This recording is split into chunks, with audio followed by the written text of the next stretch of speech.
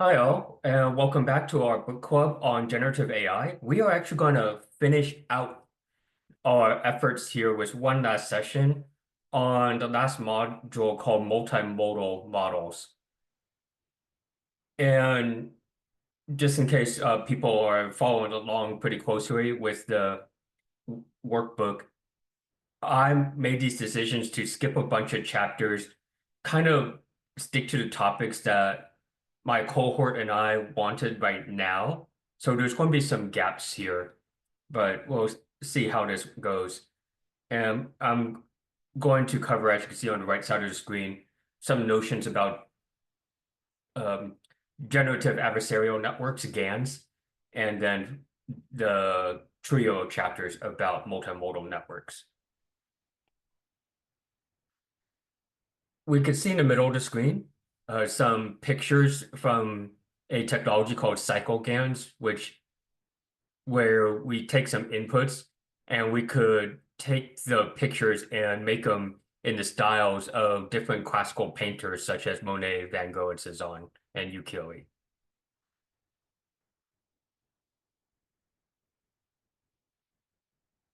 While we've been doing this for this book club is looking at generative AI, I thought I would introduce once again the definition of reading off this slide here that generative AI is a form of artificial intelligence that is designed to generate content, including text, images, video, and music.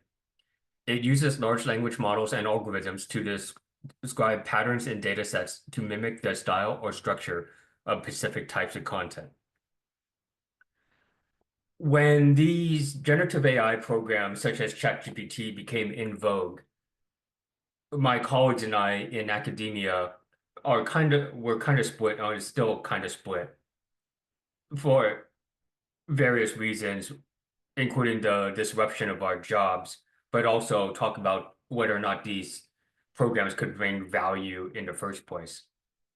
So on that second point, there's a lot of pessimism, and I just wanted to walk us through an example of image generation.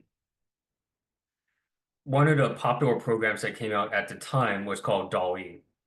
And here you could see that I typed in a text input, Charlie Weiss eating hamburgers, where Charlie Weiss was a coach for the Notre Dame football team at the time. And Charlie Weiss himself is slightly popular compared to compared to the cheeseburgers, really. And you could see that we got some somewhat reasonable images, but somewhat macabre or horrific images as well. And this was in June of 2022. So when DALL-E came up with images like this, where on one hand, it is pretty impressive that a program could take in my text prompt and spit out a variety of images in seconds. This led to some of the pessimism of how far AI could go. So then juxtaposed with this picture, I then present my colleagues this picture coming from a program called Stable Diffusion. And I tell my colleagues that this second picture was created just 1 year later. This is how fast the advancements in artificial intelligence are coming in.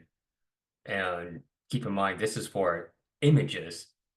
So you can imagine that generative AI is also making advances in other areas, such as essay writing as well. So once again, over a course of just a year, I just wanted to impress upon people about how fast we are making these leaps and bounds in innovation in AI and how that might affect our work.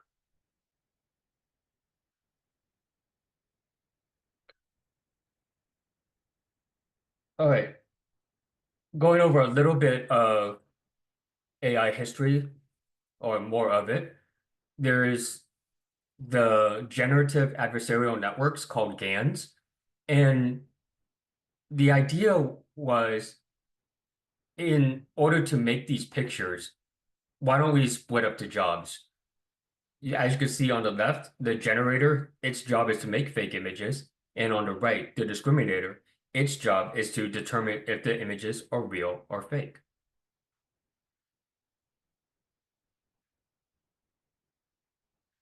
So what the discriminator does is it's being input both fake and real images for the sake of training. At the end, it's trying to determine which ones are which, either y equals 0 or y equals 1, respectively. And by the cost function, etc., the discriminator, which in itself is a neural network, undergoes backpropagation to train its weights. Now, the generator, based on how the fake image did with the discriminator, rather, if the discriminator knew it was fake or did it actually trick the discriminator and get the discriminator to say it was real. What happens in this stage is that the model weights and biases of the discriminator are frozen, and then we backpropagate and update the weights and biases of the generator, which itself is a neural network. So the generator and discriminator are both neural networks, and of course the idea was to put two neural networks together. And thus, the goal of the generator is to create better fake images, and the goal of the discriminator is to better classify the fake images.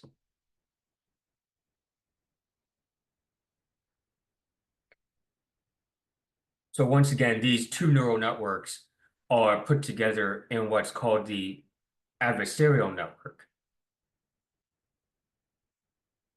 And we have a more complex workflow than we might have seen with some of our previous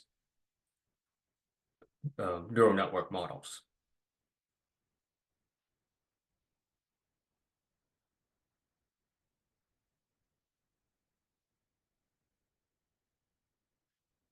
The GANs are credited to a research team by Professor Goodfellow and several others in their lab. As you can see on the top left are the in-list digits training data. On the top right, some human faces back in the study of eigenfaces. On the bottom left and bottom right, some images of common animals such as horses, dogs, frogs, and deer. And this is way back in 2014, so these are at a resolution of about 32 by 32. In particular, those boxes in the yellow, the right-hand column of each one of these examples are the fake images, are the ones that were computed synthetically. So what happens in the background mathematically is that as we train these for maybe 5,000 epochs, the training, the test loss for both the generator and the discriminator both kind of stabilize. And once we get that to stabilize, we hope that it produces results like this.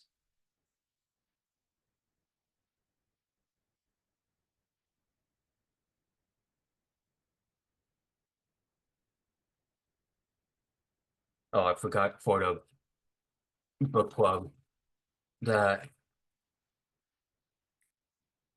I obviously put my materials in a blog post this time instead of slides. I'll put the materials in the slides later. It's just in what I do for a living, I tend to make blog posts. So I put the link in the chat. All right, so then continuing the history of GANs, um, we seem to have found an innovation every year or two. So up next, we have conditional GANs. And instead of just working on things like softmax or cross entropy, the innovation here is that it learns the loss function. And that's kind of represented in the top right of the paper's images there. in that fairly complex formula.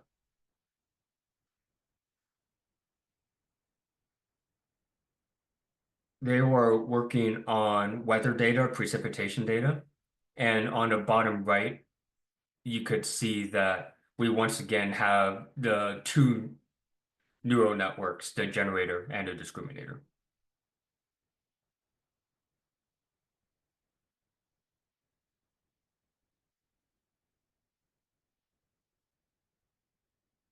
So this became fairly popular in social media spaces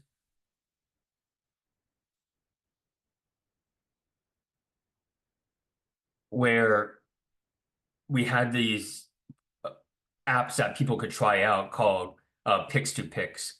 So for image to image, there was some early gains where, say, you had a picture of a shoe in the middle here, and if you drew a similar picture of the shoe on the left, it would combine the knowledge and produce a new picture of the shoe on the right. And this was done in a few different settings. So we had that you could similarly draw a sketch of a cat, and it would have a decent picture of a cat. And again, this was about 10 years ago. With building facades, you kind of thinking like an architect could define various regions and features such as windows and doors, and could produce a fake image of a building.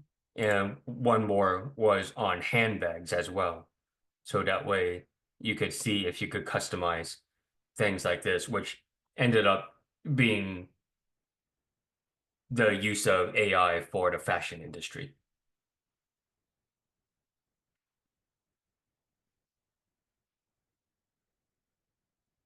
From there was another app that came out where we have Pix to Pix Instruct. So not only could you get the app to draw you a synthetic or new image, you could take an image now, apply a short text prompt to it, and see if you could get it to follow those instructions. And we discussed reinforcement learning and instruct fine-tuning earlier in our book club. So you can see now on the left side, we have the prompt labels to facade, once again taking those rectangles and making a fake building out of it. And for practice, you could, or actually, you could take a black and white image, turn it to color.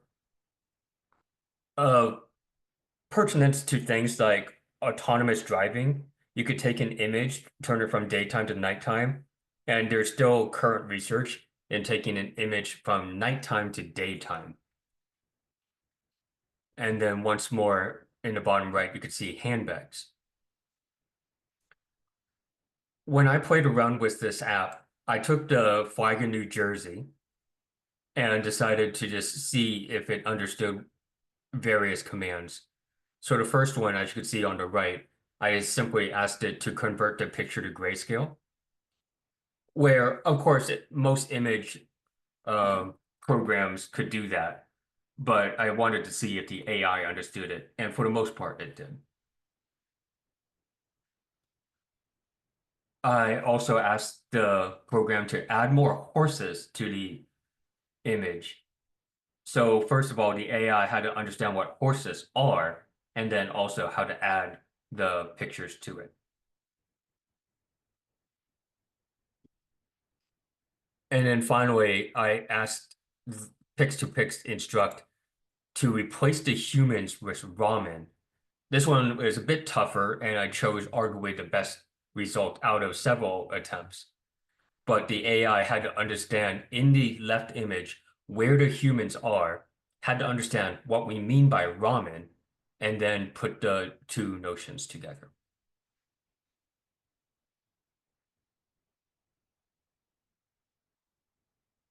For folks in the book club, thanks for joining in, as you can see on the right side of the screen, what I'm doing in the first few minutes is talking about GANs, generative adversarial networks, and then we'll move more directly into the materials about multimodal models.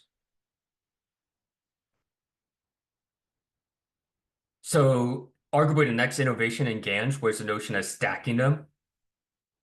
Literally now, in addition to generator discriminator, now taking each of those pairs of neural networks and stacking them in a series. So what the stack did at that time, and you can see there in the bottom left, this was approximately 2016. It would first make a low resolution image and then take the low resolution image and scale it up to a higher resolution. The text prompts are at the top of the images.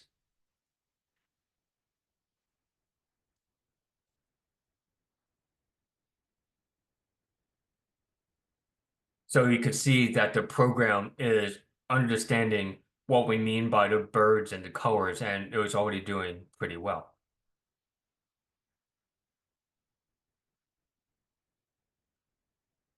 So again, what we mean by the stacked GANs is multiple generators and multiple discriminators. So here we arguably have four neural networks, but you'll notice that there's some emphasis on taking the images and either downsampling or upsampling into smaller, what we call latent spaces. Because the images themselves could be, say, for example, 256 by 256 pixels, and you do not necessarily want to work with 256 squared parameters in the middle of your model. So what's been making a lot of the recent advances possible is to take some information-rich images and being able to downsample them and still retain most of the information along the way.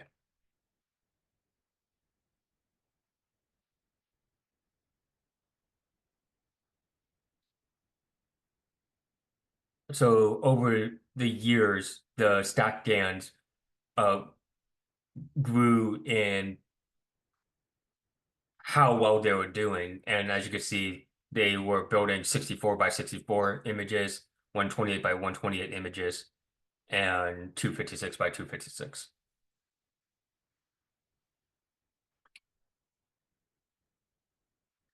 Continuing this train of thought of now maybe taking photos and making an adjustment with a text input, we have our cycle GANs, where you could take photos, as we saw at the beginning. We could take photos and pretend that they were painted by a classic artist. There in the top middle, we could take pictures of zebras and turn them to horses, or vice versa. Or there in the top right, we could take photos of landscapes and change them from summer to winter, or vice versa.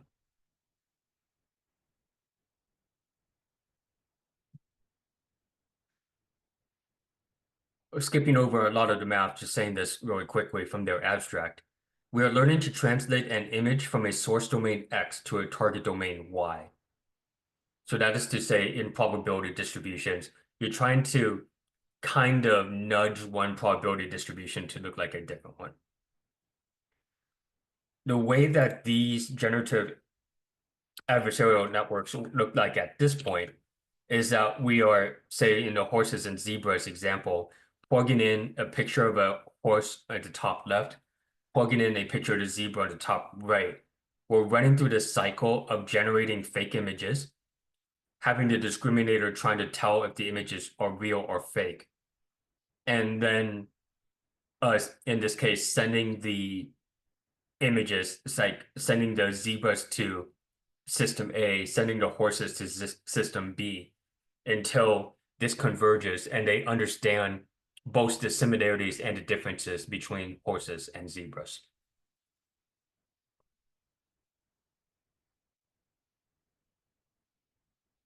So what I'd like to say is that in a cyclic GAN, the generator and discriminator converge towards a Nash equilibrium.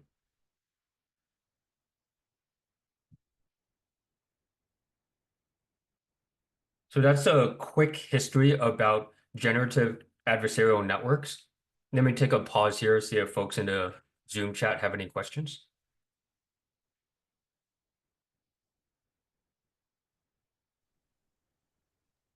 No, not good. Just to point out that it's a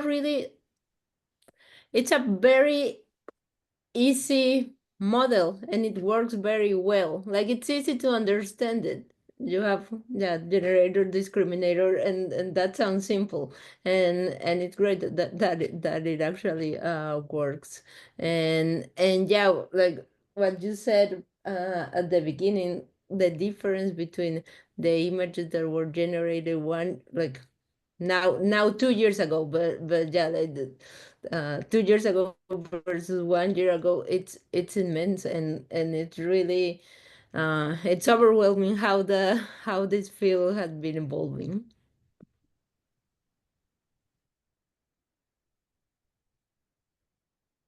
Yes, as you all know from research, sometimes the ideas themselves are simple, but whether or not they work is another matter.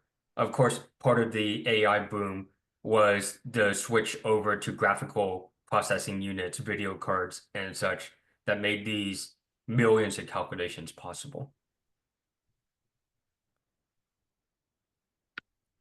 Thanks, David. Derek, sorry, I joined a little bit late. So I'm quickly glance through the slides, but out of guess the images we have in the slides kind of make a lot of sense. But I'm curious about applications in medicine, like where, let's say, for example, an image of a CT scan could vary depending on which manufacturer made the CT scan. One of the struggles I've observed with almost all the large language models is their ability to correctly interpret imaging, like MRI scans and CT scans and even histopathological slides and things like that.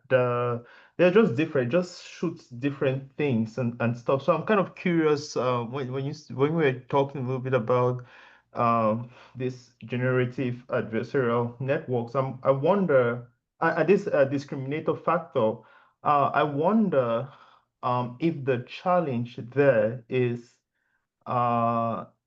especially in medicine, is there an absolute need for a human in the loop in terms of determining what might be a fake diagnostic marker or I guess how do we refine models so they do not miss even very simple um, interpretations from images if that makes sense. So for the first half of your question, off the top of my head, I have a hunch that the struggles for the medical community is that the images, for example, an MRI, actually don't play well with edge detection, actually detecting the organs or say, for example, in brain images, the lobes that we're looking for, and also the features that we might be looking for in, say, proteins, or not the edges of the protein, but rather the folds and the arrangement of the proteins. And Mm. that's why you would need to train those as well. Now, for the second half of your question, yes, the criticism of the previous technologies is that these were all called what is called paired data, where you kind of knew what the images were supposed to look like before and after. And now what we need to move into is what's called unsupervised representation learning. So what the Radford group did was take pictures and produce pictures of bedrooms and offices where it's trying to get the AI to understand what we mean by a bedroom or office in the first place. What we've been talking about over in the realm of representation engineering or just filters in general is trying to see if we could get a sense of the filters themselves are interpretable. Can we describe them in human language? There on the left-hand side, random filters, trying to get a sense of what we mean by bedrooms or offices. But on the right-hand side, you can see that the trained filters are focusing on edge detection, looking for the shape of the bed, the shape of the rugs, the shape of the windows, etc. And when we move into this area of cognitively thinking about how AI works. Like what we talked about a while back was word2vec. We're hoping that we could do the same thing with images, that we could take these concepts in images and also associate them with a vector space. So for example, for the images that we see here, we want a vector to represent gender, we want a vector to represent age, we want a vector to represent the categorical variable if they are wearing glasses or not, to a point when we could literally add or subtract the vectors. So for example, and once again, this was about 10 years ago, so please don't mind the picture quality. Once we see that on the left, we take smiling woman, subtract neutral woman, add neutral man, and we get smiling man. I should have updated this example because I've seen some crazy good examples coming out in the past 3 years. Another example from the original paper, man with glasses minus man without glasses plus woman without glasses now equals woman with glasses. And part of the reason why they gave multiple examples at the end is to reassure the audience that they're not just cherry picking the best examples. Now, as we go into multimodal models, I should address that once again in the book club, we skipped about 10 or 12 chapters. So let me just address a tiny bit of the mathematics. There's something called variational autoencoders, where if we take some complex data, the pink rectangle here, if we take some complex data and encode it into a relatively smaller projection, and the machine knowledge is stored in what's called a latent space, and then later on decode it, upsample it back to that orange-yellow rectangle Y prime. The idea of variational autoencoders is rather than treating the data as coming from a uniform distribution or truly random in the middle, what if we could push the data into Gaussians, into bell curves? And that tends to do some good jobs. So for example, I was watching some videos on this by Professor Jeff Orchard. With the MNIST digits data set, there are 10 different digits, 0 through 9. And in the principal component space, we could find these clusters.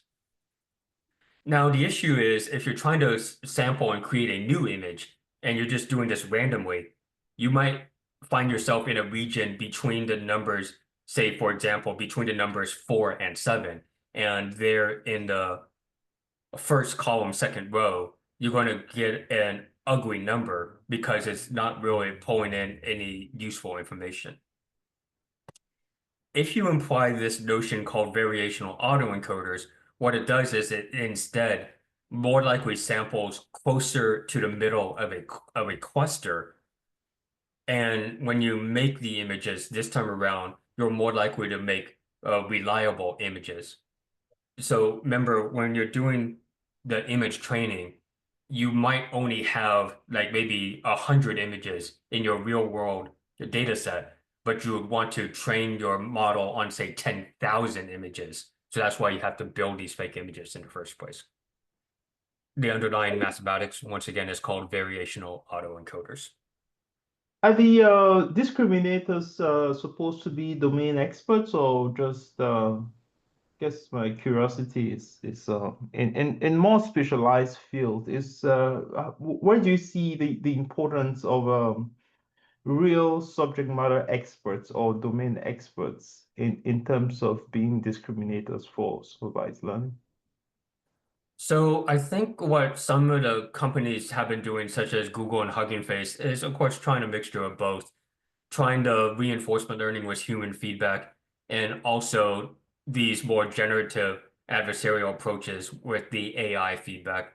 So unfortunately, I don't know if we have a great use case of the medical industry succeeding just yet, but there's definitely hope for it.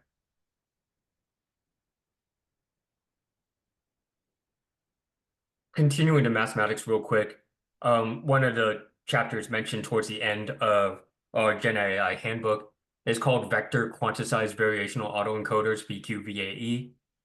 Long story short, in the middle, it's actually a discrete space now. So instead of taking, for example, large images with many pixels, you could represent the image space with a 32 by 32 grid of vectors, where 32 by 32, where each one of those could be any real number, could arguably represent tens of thousands or hundreds of thousands of possible image ideas. But at least computationally, 32 by 32 is not as bad as the possible layer size otherwise. A VQ-VAE is discrete in nature, so there was a little bit of mathematics that had to be done for the back propagation and to make sure that derivatives still existed. Again, just long story short.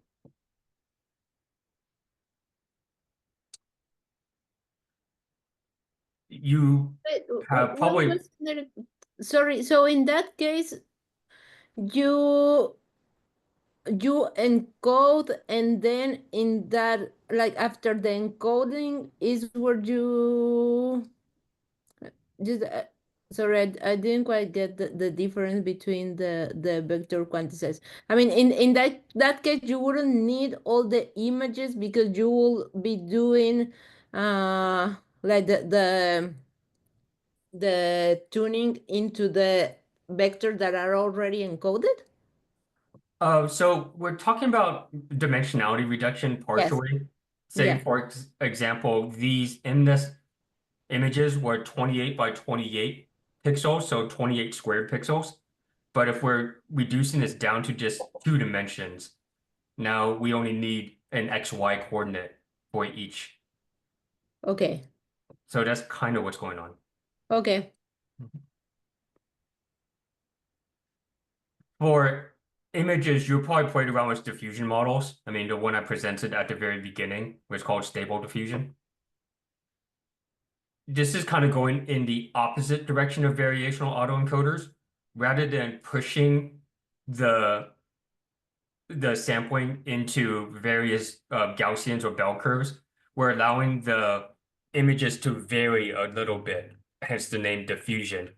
And the models were just simply, to grossly summarize, downsampling once again, and then upsampling with a bit of diffusion to create the new images. But at the same time, of course, we still want the images to stay true to the text prompts and produce things that are relatively close to what we type into the text prompts.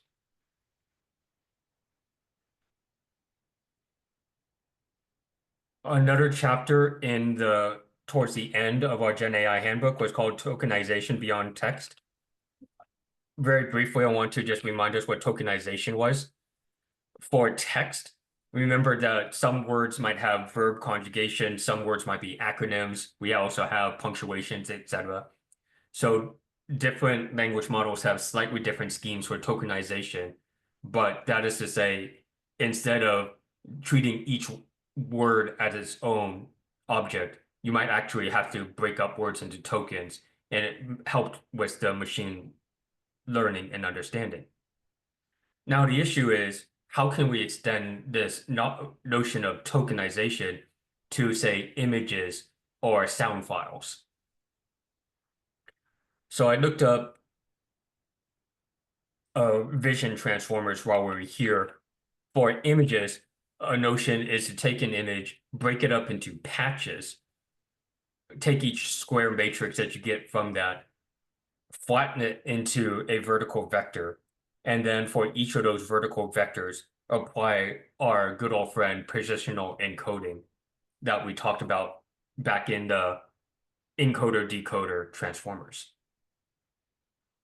Because where these patches are do matter. You obviously would not want to completely shuffle these. with audio, it's even tougher because you have these long vectors of signals that are fairly correlated with each other, and you'd want to somehow keep track of that. So I looked at a YouTube playlist of audio videos made by this guy here, Valerio Velardo, and I found them pretty useful, especially as a person that does not know music theory. So he spent the first few videos talking about that and then going into the mathematics. But anyways, with audio, what we're hoping for on abstraction, for example, at the high level, we want to have the AI to figure out things like instrumentation, melodies, genres, moods. At the mid-level, thinking about things such as pitch, notes, and fluctuations. And then at the low level, thinking about things that we thought about during signal processing, such as the energy or some other formulas as well. When it comes to music, you could imagine that what we're plugging into our language models could be musical qualities such as beat, timbre, pitch, and harmony.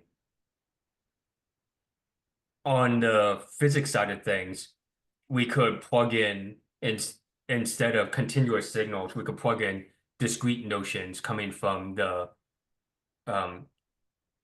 signal domain after applying a Fourier transform.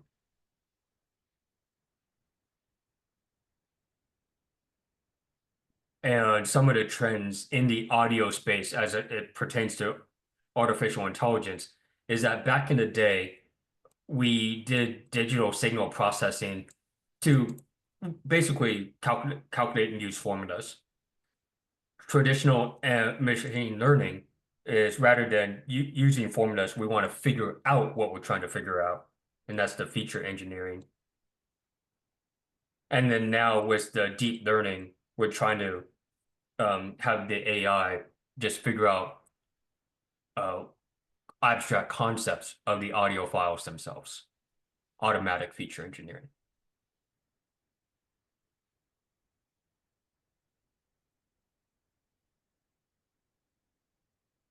So there have now been multimodal models, which I kind of missed that part. The basic units, I mean, the basic unit for text is tokens. For images, you talked about patches, but for audio, I kind of missed that. but that's the point. We don't, at least when these videos were made 4 years ago, what your input neurons are could still be a variety of things, but you probably don't want like every second or every single bit of the audio file. You might want to plug in more abstract concepts like the music and the math instead. But this is also talk about whole audio files. You might still have to break up your audio file into maybe 5-second segments and then describe them in more interpretable ways. I see. Anyway, my brain is defaulting towards things like heart sounds and stuff, and then like how the diagnosing murmurs and those kinds of things, and how I'm kind of trying to think about how an AI model that has multimodal integration will pick up those very tiny variation in the beats and the pitch and stuff to tell that maybe this heart sounds like an atrial fibrillation. It sounds like a VSD or something. So I guess that's sort of like my curiosity is if one had to build an audio multimodal model that functions, where I mean the fundamental pieces for audio processing, where would the biggest I guess yeah, where would the biggest investment, what would provide the highest yield fine-tuning in terms of fine-tuning if you had to sort of if you had to sort of follow, I don't think there's any of the AI models that are really good at this, but I'm kind of curious what the challenge there is when it comes to applications in medicine. I'm just wondering if you have some thoughts in your research. So what some of the people in my university are doing, my university happens to be good at neuroscience and studying brain signals. So they are, of course, attaching the diodes to look at brain activations or blood activations, whatever that means in context. But these are time series, just like audio files. So they are once again looking for differences between, say, like healthy and unhealthy patients, differences between, say, infants and adults. Oh, And again, we don't necessarily have a straightforward way to handle those issues, but we are looking at the classical time series measurements, such as amplitude, um, autoregressive qualities, and again, some of those mathematical quantities. makes sense. Thanks. So as you can imagine, what we mean by multimodal models is combining, say, text and images, text and sounds, or perhaps all three. One of the popular ones, at least in the literature, was called QUIP, contrastive language image pre-training. So as you can see on the left side of the screen, we encode text and we code images into discrete spaces. And the idea was then to take a cosine similarity to get these associations. So we got that text that says Pepper the Aussie pup. We got that picture, and we want the AI to have a very high value of cosine similarity between that text and that image. So that way, later on the right side of the screen, if we say, for example, plug in an image and the model is already pre-trained on a bunch of text, the AI would spit out the text. It's a photo of a dog because it has a reasonable knowledge of what's going on. In a recent session, we talked about things like representation engineering and maybe being able to look at the so-called neurons, or at least the signals that are being presented in the layers of the large language models and the neural networks. So there's been some curious work over in vision transformers, the last chapter of our Gen AI handbook, in this notion of vision neurons. There are a lot that were presented in that paper, but their claim was that with these neurons, we could track which ones are handling these abstract notions, such as religion, people, art styles, and so forth. Now, we could also have a grid of these neurons for kind of more of a slider bar granularity. So, for example, that second row, we're taking faces and asking the AI to draw us pictures of Americans, Argentinians, Dutch, Asian people, Australian, and so forth. I'm sorry, was there a question? No, I think what you were saying was kind of trying to answer my question, but I was going to ask a question on the previous slide when you talked about contrastive. Yeah, this image here. I kind of wonder let me see if I can annotate it. I kind of wonder if the representation here has to be equal. I guess if you have, for instance, a large language model that's heavily trained on text and not as much imaging, how I mean, when you're trying to connect image representation and text representation, how do you balance that? Especially if you have an internet, if you have a model that has been heavily deviated or trained on sort of text file, but not as much um patch representation of image. So kind of difficulties connecting, the text encoder and the image encoder. I kind of wonder how you think about that in that sense. So there was an earlier session that you presented called scaling laws So they're going to once again have to redefine the scaling laws to get a sense of what the data sizes should be. At the very beginning of the modern notions of neural networks, why neural networks became popular was because the neural networks solved the ImageNet problem of classifying images in ImageNet. ImageNet was formed itself because its author knew the minimum size of images and how small the image set would have to be so that we could learn from it. So I forget the underlying philosophy, but I assure you that there is a minimum image size depending on the model size. I see. Thanks. So I've shown you many examples of producing images, and we probably had some examples of producing text in previous sessions. For fun, I thought we would have an example of an audio file. One of my favorite video game streamers asked an AI program specifically meant to make commercial jingles to make a commercial jingle about a fake medicine for constipation. And I hope this works over Zoom.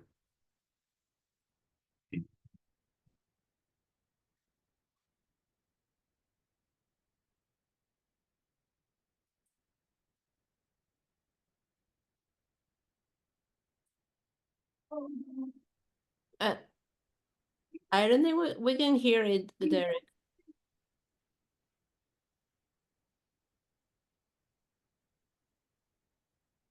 But clay dissolving supplement now sold in stores. Just ask for it by name. What the? I don't know if Zoom changed its settings. Sometimes it's obvious we could share sound, and sometimes it's not. Hopefully that came through. But once again, that whole entire audio file was completely made up by the AI. The script, the music, the presentation. And it's arguably doing a pretty good job of that.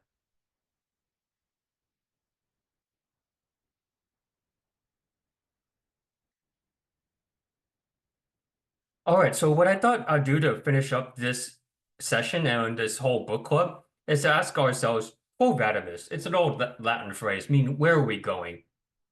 So I looked up some possible application of multimodal models for us, the people in the book club, just to give us some ideas of what we can do from here. One thing I've been thinking about, and this is coming from a playlist called Large Language Model Chronicles, which I had put in the Slack.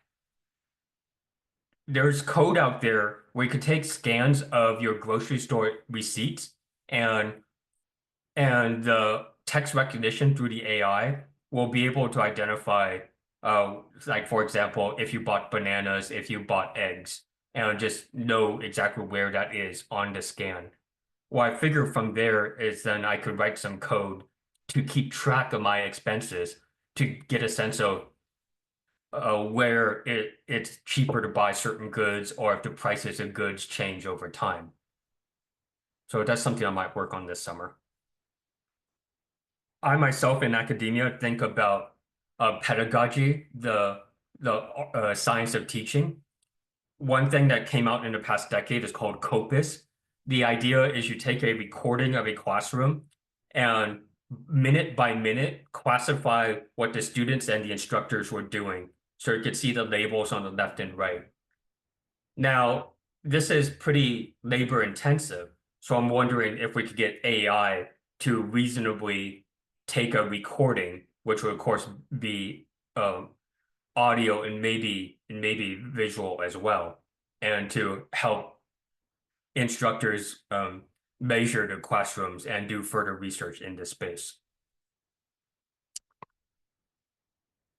Over in software development, I admittedly did not have an immediate example of multimodal models. Instead, the software development people are more concerned with the algorithms and such themselves. This notion called vision question answering is fairly old by our standards. This was 2017. But this was what some folks working at the time, being able to ask questions of images such as which person is wearing glasses, and to be able to get a reasonable answer from the AI. Over in the field of computational biology, a fairly recent paper that came out in Nature magazine was talking about the transfer learning between RNA and ATAC sequencing. So that might be somewhat similar to what your lab is doing. And there was a pretty in-depth exploration about how AI could help with this workflow here.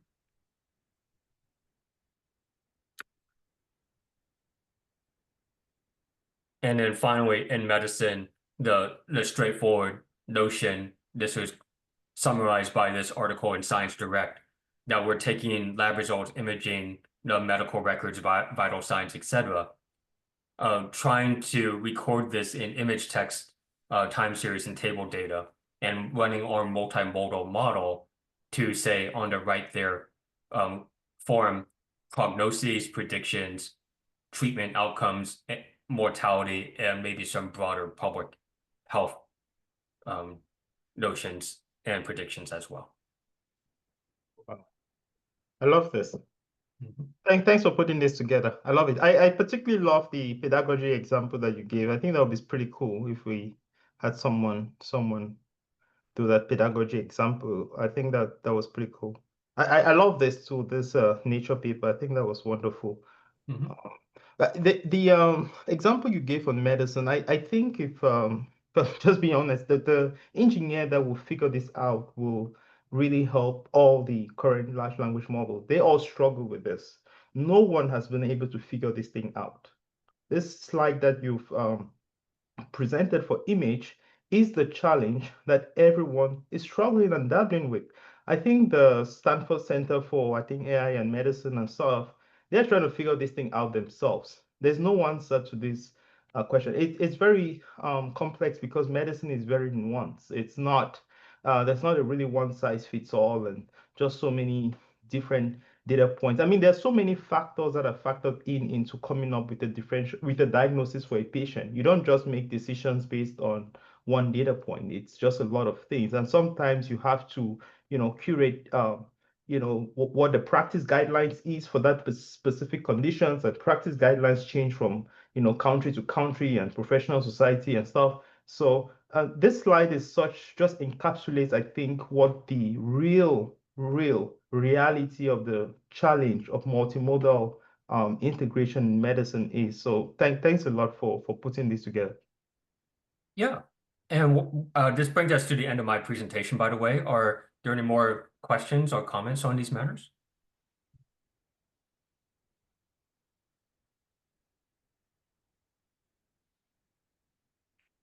No, I think it was cool. I just want to thank you all. I think I learned a lot through this book club. I thank